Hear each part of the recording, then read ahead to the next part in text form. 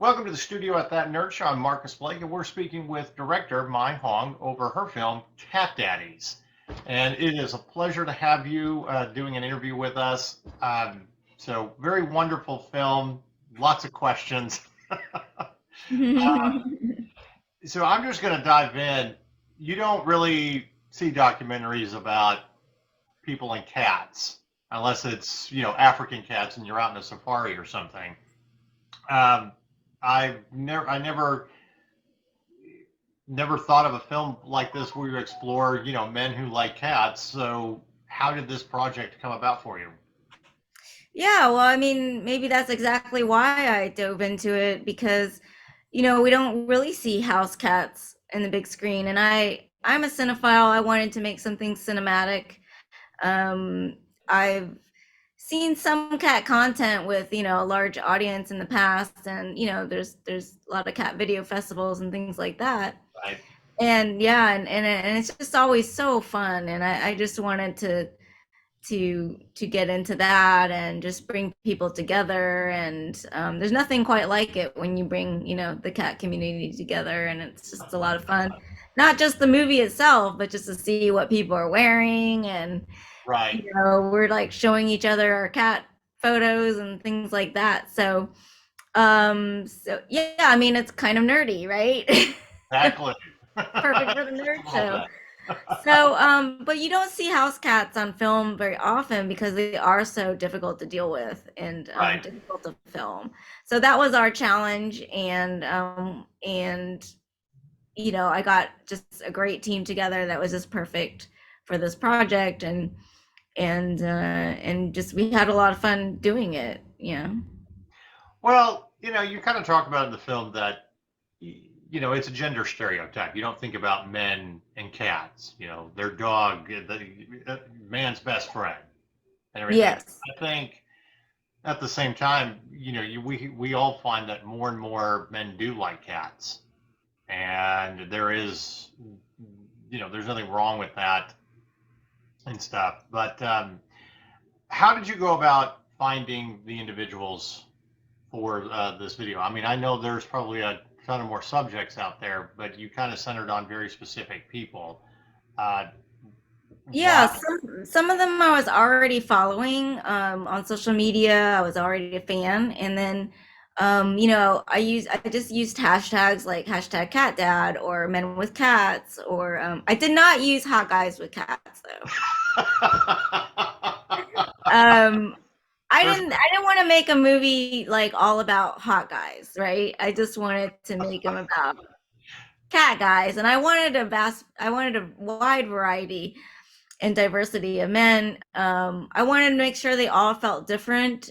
I wanted them to have different occupations, um, and different environments. So I didn't want to, always be inside an apartment with someone and their cat.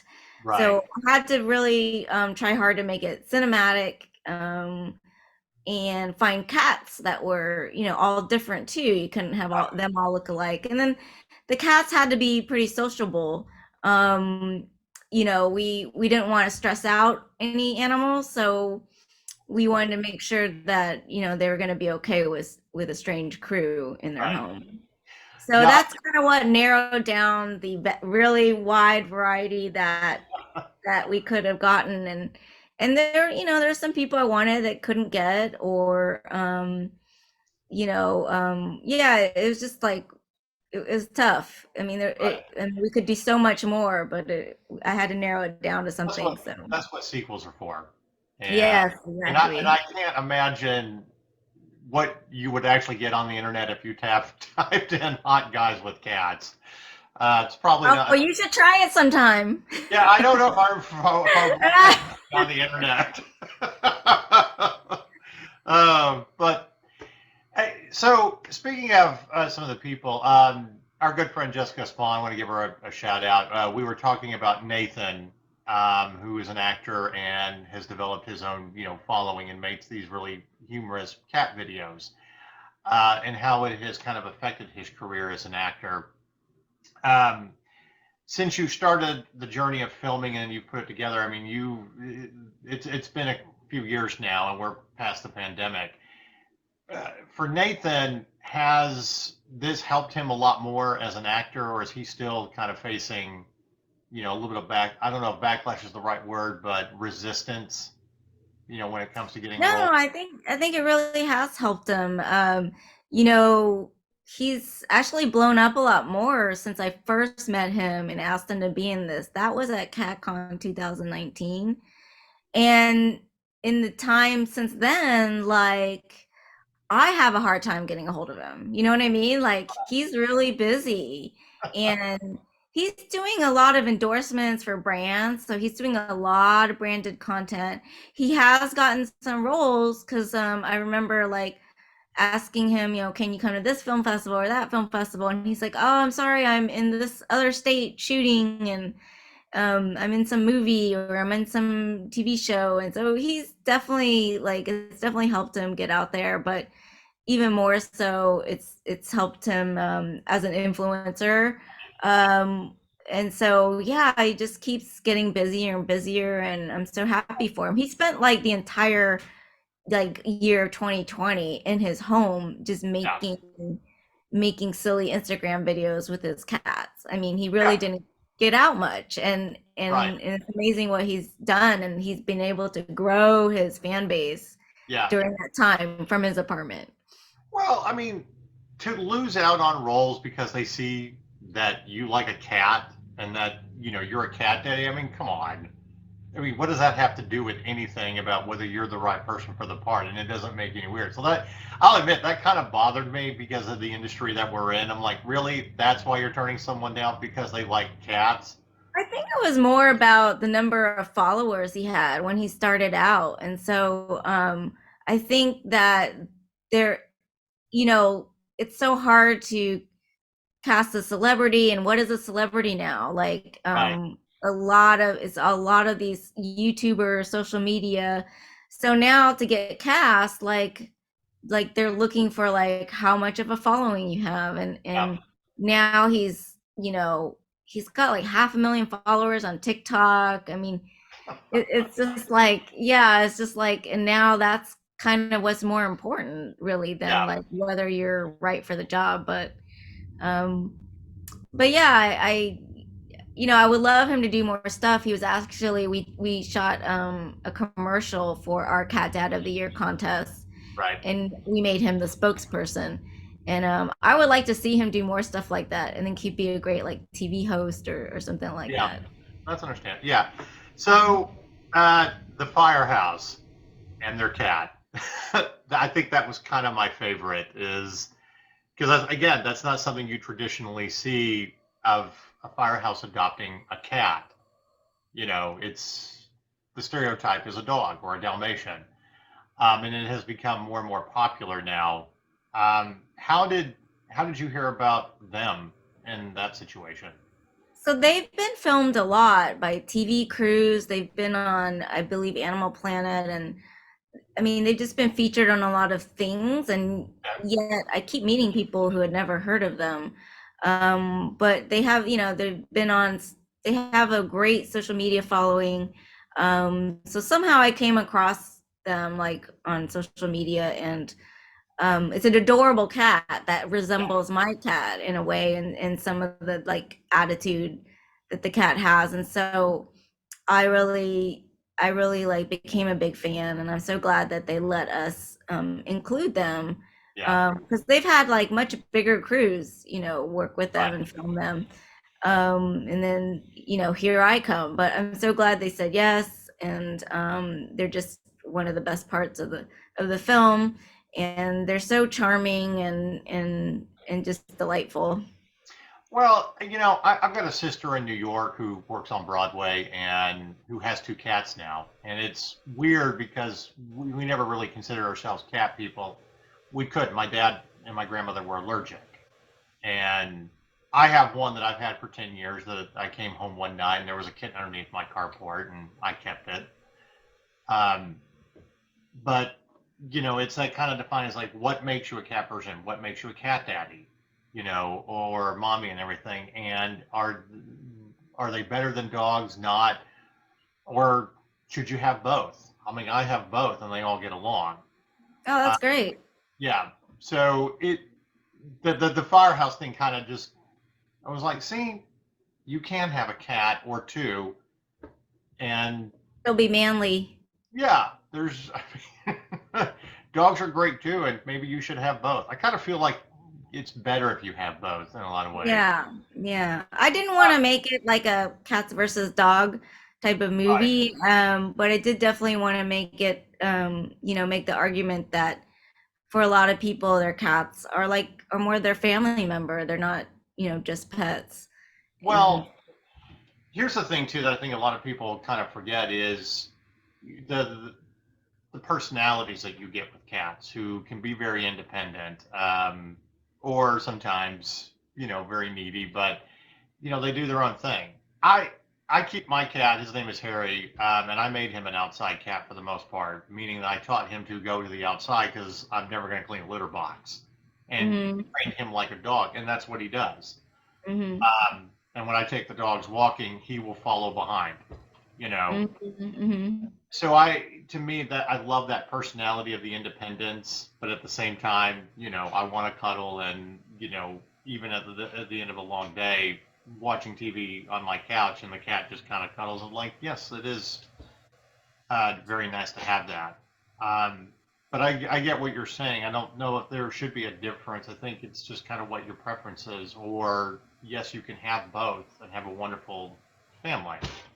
hmm So I want to ask about uh, David and Lucky, hmm the homeless man that adopted a cat, and his journey was very, very interesting. Of ending up homeless, but finding this cat, or they found each other. Um, Tell me the story behind that. How did you find out about him? Um, so a woman who'd been helping him for a few years actually reached out to me. She had heard about my project when I was um, in the middle of shooting it, and she reached out and said, this is my friend. Could you help him? And or could maybe he should be in your movie because he loves his cat and takes care of it better than he takes care of himself. Right. And so at the time I was completely cast up. We had already started shooting. I didn't know how this could work. But then once you meet him, he just melts your heart. He just has this wonderful childlike innocence, and we just felt like we had to include him because he does treat his cat like his child. I mean, calls it his Yeah. baby boy all the time, and it really is the only thing that he has, is that unconditional love from that cat. So Right. so we figured like we had to make this work somehow, and then luckily we were able to spend all that time with him. A lot of it was during the pandemic. A lot of it I was actually not even there in New York, and I had to sort of um, direct remotely and not be able to travel to kind of finish up his story. But he's an amazing person, and one of the best things that I've heard him say is that even though he doesn't have anything, that cat is everything. And Right. he feels like he's very lucky and blessed because, there are a lot of people that have even less than he does. And that's just incredible that he's able to stay positive and stay, Right. um, he clings on that cat as hope. And Um, where is he now? I know I know you put at the beginning of the film, where he was at the beginning of 2012. I mean 2022. But have you kept up with him over the last couple of months? Oh yeah, yeah. We're very close, and he came out to our New York premiere yesterday. He's Oh, been awesome. Yeah, I really wanted to get as many screenings as I could in New York so that people could meet him. And so he's not his situation hasn't changed that much. He's still in the shelter. He's still fighting cancer and all kinds of other complications. He's still having trouble getting access to medical care, but he has a circle of people that are helping him. We're helping him. We'll continue to do so for as long as he needs us. and all of this is because of his cat, really. And yeah, he's actually visiting his cat on the weekends, so he has to stay in the city to get treatment and go be at the hospital and things like that. But he travels upstate to see, Lucky on the weekends, and he's staying with, the foster mom who Right. is a good friend. Yeah. And so it's kind of this, yeah, it's a little, it's not ideal, but it's something that they've kind of worked out. Well, I will say this: if his story doesn't bring you to tears in this film, I question if you have a soul.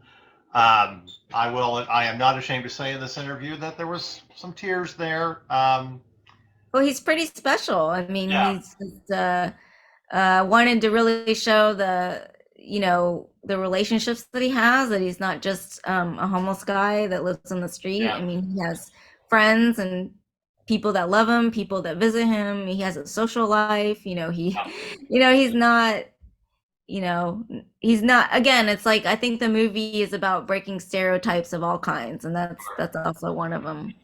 Um, so clearly, I mean, there's still a lot of stories to tell. I feel like this was kind of the beginning of showing people, past the pandemic. Do you want to continue telling more Cat Daddy stories? I'm interested. I think it's just see how this goes. I've still got a long way to go with getting this movie out into the world. So I'll see how well it's Right. received, and I would love to, and I would love to keep in touch with all these guys. They're just I love being around them. Yeah. Now, this, I know it's not your aim, but especially talking with the man in Brooklyn who, finds feral cats and adoption. Have you seen the numbers of how something like this has affected cat adoption? I mean, have they, I would assume that they would go up the more people that would watch and find inspiration through something like this. I mean, if you're asking if my film has had an effect, I don't have numbers, but I can definitely say that, we've converted a lot of people at some of these screenings at film festivals. And the other day I was had a couple preview club screenings where it's a group of people who come to a show and they don't know what they're going to watch. Right. So, they don't, and they may not like cats. And so we actually had some people, some men say that, they really hated cats. And then they saw this film, and then now they're like, oh, okay, I get it now. I'm okay with them, or I'm more open to them. So we've definitely converted people. Okay. Well, I'm just saying, I mean, screening, adoption sort of goes hand in hand there. Also, I think we should move past the Sarah McLachlan SPCA commercials that are so heavy-handed. I mean, I'm not complaining; they're good. But a film called Cat Daddies, inspiring cat adoptions. I was telling my sister in New York a little bit about it and stuff like that. So I'm just saying, more and more people Yeah, should. I mean, we're I hope so, but I think right now, especially since the pandemic, we got a lot of catching up to do with TNR, because like Right. this last summer was just an explosion of kittens during kitten season. And I added another two kittens to my brood just because of that. So Yeah. so we got to get back to that, as well as, increasing the adoption. So Right. hope it all works out. So you just had your New York premiere. You have a premiere in Dallas, Milwaukee, and LA next week, right? Yep. Mm-hmm. First. Okay. Well, we definitely want to get this out beforehand so people know what cities premiering and can look up information and get tickets. Um, so beyond that, what's next with this film? Oh, I'm gonna try to keep it in theaters for as long as I can. I want people to see it the way I intended it to, and I've had people, tell me they saw it online and they also saw it in the theater, and it makes such a huge difference. And it's just so much more joy to Yeah. be in the theater with it. yeah, I can't really emphasize that enough. And then sometime by next year we'll be hitting VOD. I have a distributor handling that, all of that, so I don't have a lot of information, but we also have screenings going on right now, like around the world. So we have like one special event screenings in the UK, in Australia, New Zealand, and Canada, in Ireland. So if you go on our website, catdaddiesmovie.com, you can see when that is. Yeah, we're just hoping to take it to more countries and all over the world, and to get it out there for Okay. all the cat lovers. Absolutely. All right. Well, we've come to the part of this interview where we do our famous nerdy question to all filmmakers. So Oh boy, I'm not aware of this. I know you're just not prepared for this. All right. So Okay. here we go. If you could have a weapon or a superpower from within the nerd universe to fight the forces of evil, what would you choose? Oh my gosh, come on. I know you got to really think. There's so much out there. I You can know. have more than one, So basically a superpower. or a weapon like a lightsaber or Thor's hammer or something like that. Just anything. Save the world. Yeah. What would you do? What would you use? Well, it would be cool if, I don't know, like it would be cool if I don't know. I mean, we already have a Catwoman. True. So can't do that. I don't know. I hope I have a, maybe I just have a superpower to like just mesmerize people with cuteness, and then they just don't want to fight anymore. You just touch somebody, Cuteness. just throw out some Yeah. distract them. I realize. You know, one thing though, and again, a very nerdy discussion we were having. Yes, we have Catwoman. We have the one who turns into Cheetah. Wonder Woman's nemesis. But we Hmm. don't really have a shape shifting cat superhero. Hmm. Someone that can shape into all kinds of cat sizes from lion to a Like what if this yeah, what if this superhero turned into like an adorable kitten all of a lion sudden? to distract And you. then like, Yeah, yeah, or just that, everybody's just like, oh, we gotta stop fighting. Look at this little kitten, like right. this is so cute. Like, what Or are we when doing? they and when they have to get it on, they just turn into a lioness and take on the bad guys. I'm just saying, there's a lot of potential there. So there you go. I'm throwing out ideas. If you ever want to move into doing graphic novels that involve cats, you have a cat superhero there. I will say something nerdy because I'm seeing your Yoda in the back, but I really think that Mandalorian really is about cat daddies. he, you Because know, Baby Yoda is basically like having a kitten or a little cat, so he's like protecting right? He's always cat. He's calm a cat and dad. trying to take the little knob off. Yeah, you know what? That's a good observation. No one has said that about the Mandalorian. He really is just a cat daddy. I mean, that's the main reason I watched like all the episodes. Like that was what was keeping me, hooked. So Nice. Well, yeah, that's our studio baby Yoda. He's always in the background. And we actually, one of our staff, whose wife is a doll maker, so she actually took the Disney toy and made it a lot better and more authentic. So, oh, but, very cool. but yeah, that's wow, it's adding to the nerd discussion. The Mandalorian. Yeah, yeah. If you ever watch it again, look at that. See, it's all about being a cat dad, really. Oh, definitely. I'm sure there will be a binge watch of season one and two leading up to season three. Well, thank you very much for interviewing with us. And again, very wonderful film. I look forward to watching it again and to see where it goes.